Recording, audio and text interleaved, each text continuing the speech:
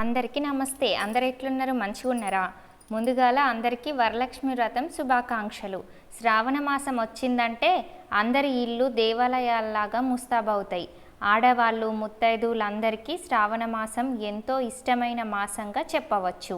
శ్రావణ మాసం మొత్తం లక్ష్మీదేవి అమ్మవారికి అంకితం చేయబడుతుందని చెప్పుకుంటాము. అయితే శ్రావణ మాసంలో ముఖ్యమైన పండుగలో వరలక్ష్మి వ్రతం ఒకటి. శ్రావణ మాసంలో వరలక్ష్మి వ్రతం నోచుకుంటాము. ఈ మాసంలో రోజు ప్రొద్దున లేవగానే తలస్నానం చేసి పూజ చేస్తే అమ్మవారు మన ఇంట్లో నుండి కదలరు అని చెప్తారు. అయితే శ్రావణ మాసంలో శ్రావణ పౌర్ణమికి ముందు వచ్చే శుక్రవారం రోజు వరలక్ష్మి వ్రతం చేసుకుంటారు. ఒకవేళ ఆ రోజు కుదరకపోతే మిగిలిన శుక్రవారంలో ఏదో ఒక శుక్రవారం చేసుకోవచ్చు.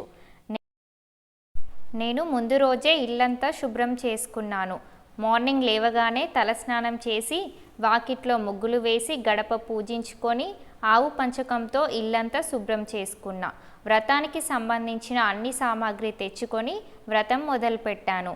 ముందుగా గణపతిని పూజించి తర్వాత అమ్మవారిని పూజించాను. నేను పిలిచిన అందరూ ముత్తైదువులు వచ్చి వాయనం స్వీకరించారు.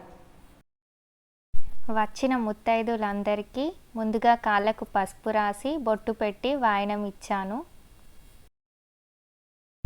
శ్రావణ మాసం శుక్లపక్షంలో పౌర్ణమికి ముందు వచ్చే శుక్రవారాన్ని వరలక్ష్మి వ్రతంగా జరుపుకోవడం మన హిందూ యొక్క సాంప్రదాయం.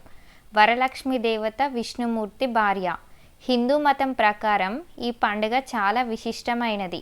వరాలిచ్చే దేవతగా వరలక్ష్మీదేవిని కొలుస్తారు.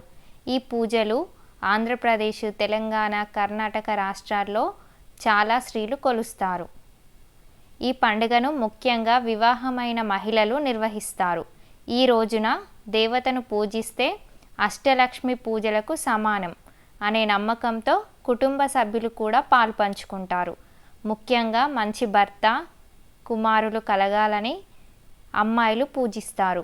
ఈ దేవతను పూజిస్తే అష్ట ఐశ్వర్యాలు అయిన సంపద, భూమి, శిక్షణ, ప్రేమ, కీర్తి, శాంతి, సంతోషం, శక్తి వంటివి లభిస్తాయని ప్రగాఢ విశ్వాసం.